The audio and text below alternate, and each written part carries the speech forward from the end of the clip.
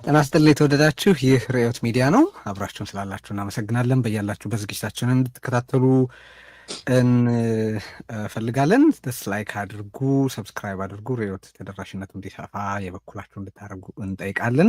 ርዕዮትን መደገፍ የምትፈልጉ ደግሞ በ2024158418 በዜልና በካሻፕ መደገፍ ትችላላችሁ። በርዕዮት inc@gmail.com ደግሞ የፔፓል አድራሻችን ነው። ከየትኛውም የዓለም ክፍል ድጋፍ ማድረግ ትችላላችሁ።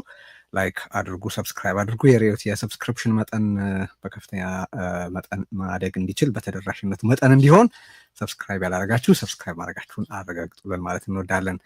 የዛሬ ዝግጅታችን ከአቶ ልደቱ አያሌው ጋር የሚደረግ ቆይታ ነው። ልደቱ ከቀናት በፊት በስፋት ባጋራውና ብዙዎች በተነጋገሩበት ኦሮማይ እንደገና ጦርነት ይብቃ ሰላም ይምጣ በሚል ርዕስ ባሰራጨው ጽሁፍ ላይ ያሉ ሀሳቦችን እያነሳን እንነጋገራለን። እንኳን ተገናኘን ልደቱ፣ እንዴት ነህ? እንዴት ሰንብተሃል? እንኳንም ጻፍክ ጽሁፉን፣ እንኳንም ተነጋገርንበት። ደህና ነህ ወይ? ደህና ነኝ ቴዲ፣ በጣም ነው የማመሰግነው ስለጋበዝከኝ።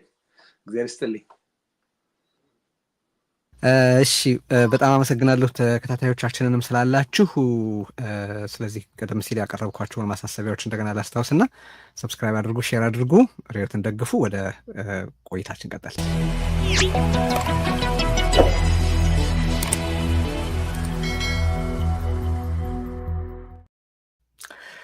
ልደቱ፣ ያው ጽሁፎችህ ብዙ ጊዜ በጣም ያነጋግራሉ፣ ያወያያሉ።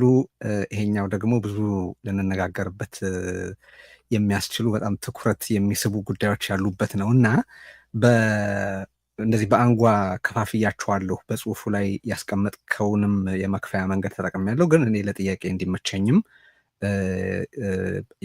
ያደረግኳቸው ነገሮች አሉ። ሰው በፈርጅ እናወራቸዋለን። በተቻለ መጠን ማነሳቸው ነጥቦች ሁሉ እንሸፍናቸዋለን ብዬ እገምታለሁ።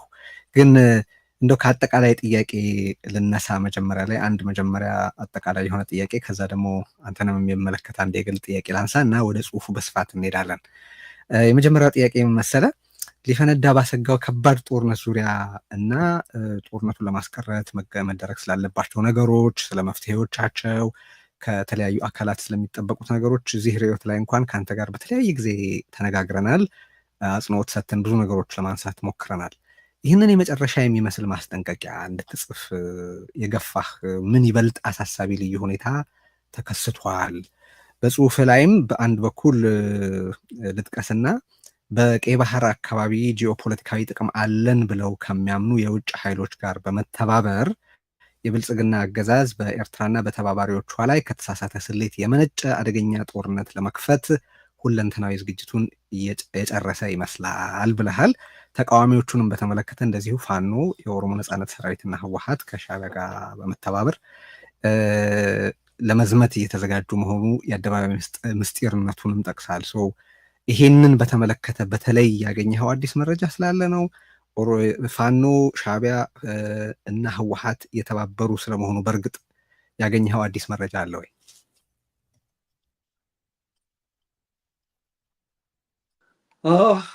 ጥሩ ጥያቄ ነው። ከመረጃ አንጻር ያው ሁለቱም ኃይሎች ጦርነት ልንጀምር ነው ብለው በግልጽ እየነገሩን አይደለም፣ ግን እንዲነግሩን መጠበቅ ያለብን አይመስለኝም። ግን በተለያዩ መልኩ መረጃዎች ሲቀርቡ እንሰማለን ከተለያየ አቅጣጫ። እነሱን ያው በፖለቲካ ውስጥ እስካለን ድረስ የግድ በግልጽ እስኪነገረን መጠበቅ ያለብን አይመስለኝም። ለምሳሌ ያለፉትም ጦርነቶች ሲካሄዱ በፕሮፓጋንዳ ደረጃ እኛ ጦርነት አንፈልግም፣ ሰላም ነው የምንፈልገው የሚል ንግግር ነበር በሁሉም ወገን የሚነገረው። ጦርነቶቹ ግን አልቀሩም። ይሄም ጦርነት በግልጽ ስላልነገሩን ይቀራል የሚል እምነት የለኝም። እና መረጃ ቢኖረኝ በጣም አሰርቲቭ ሆኜ ለምሳሌ እየተዘጋጀ ይመስላል ከማለት ተዘጋጅቷል ልል ነበር። እና ያለ ምክንያት አይደለም እንደሱ ያልኩ። እነዚህ ኃይሎች በአንድ ላይ ቆመዋል እል ነበር፣ የአደባባይ ሚስጥር እየሆነ ነው ከማለት።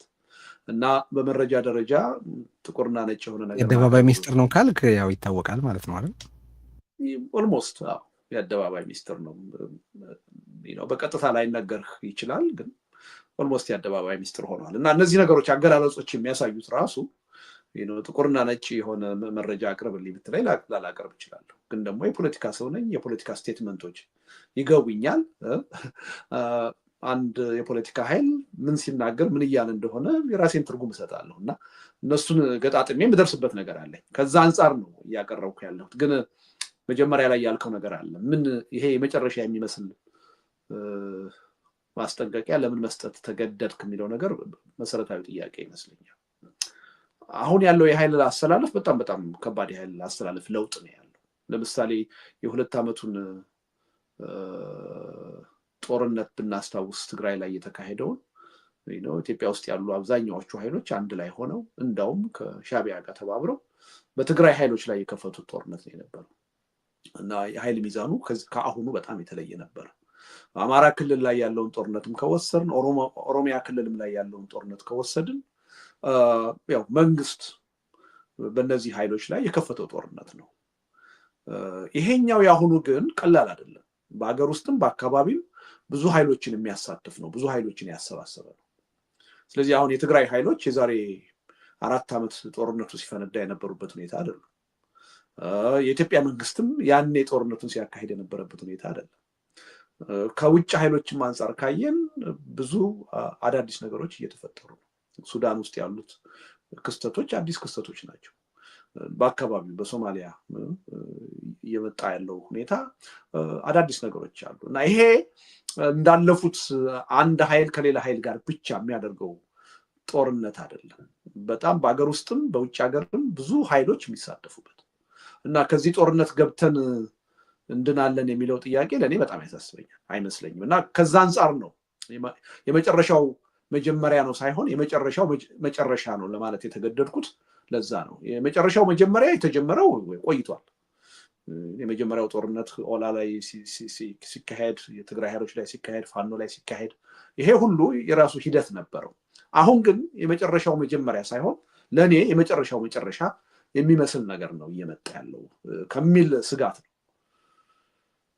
መልካም፣ ወደ አንተ የግል ጉዳይ ልሻገር። በመጣጥፍ መጨረሻ ላይ በወረቀት መጨረሻ ላይ እነ በዓሉ ግርማን እና ጀነራል ፋንታ በላይን ትጠቅስና እኔ ግን ምንድነው ስጋቴን የመግለጽ እንጂ እንደነሱ ላመንኩበት የመኖርና የመሞት እድልን አላገኘሁም። ያንን እድል የተነፈኩ ሀገርና ዜግነት የተቀማሁ ከርታታ ስደተኛ ነኝና ብለሃልና ስደተኝነትህን በመጨረሻ የተቀበልክ ይመስላል። እንደዛ ነው?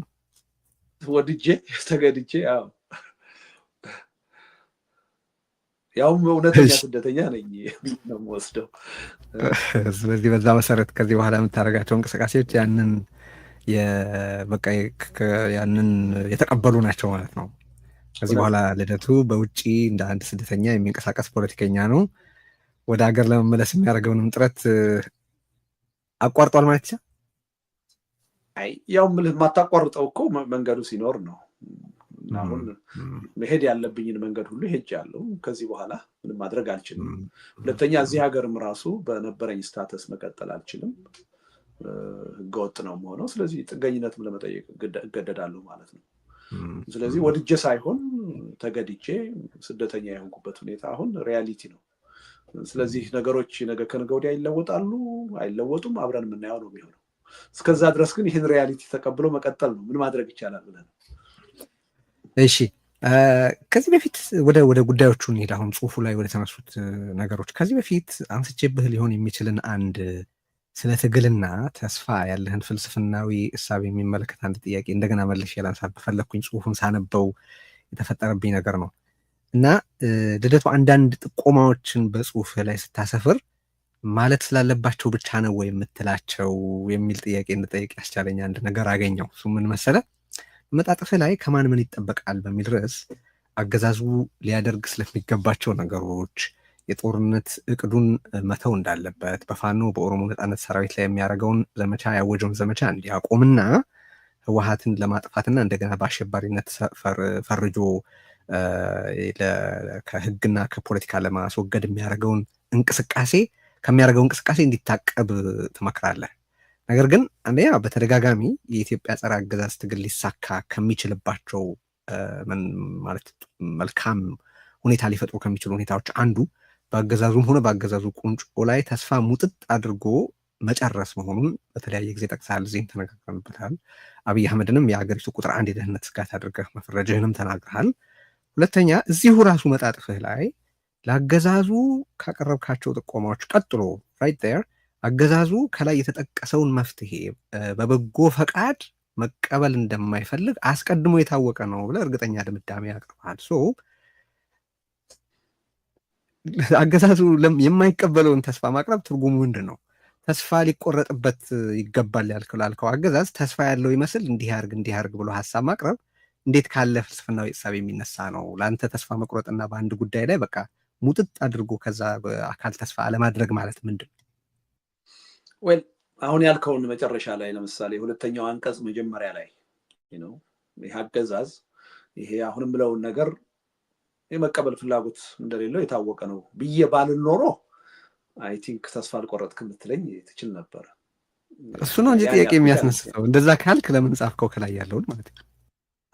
መጻፍ አለብን። በኢትዮጵያ ፖለቲካ ውስጥ እስካለን ድረስ አንዳንድ ጊዜ ለምሳሌ ምን አማራጭ አለ ይልሃል ብልጽግና ደጋፊ ነኝ የሚል ኃይል ወይም ደግሞ የውጭ ዲፕሎማት ሆኖ ነገሩን ከውጭ አንጻር የሚመለከት አካል ምን አማራጭ አለ ይልሃል።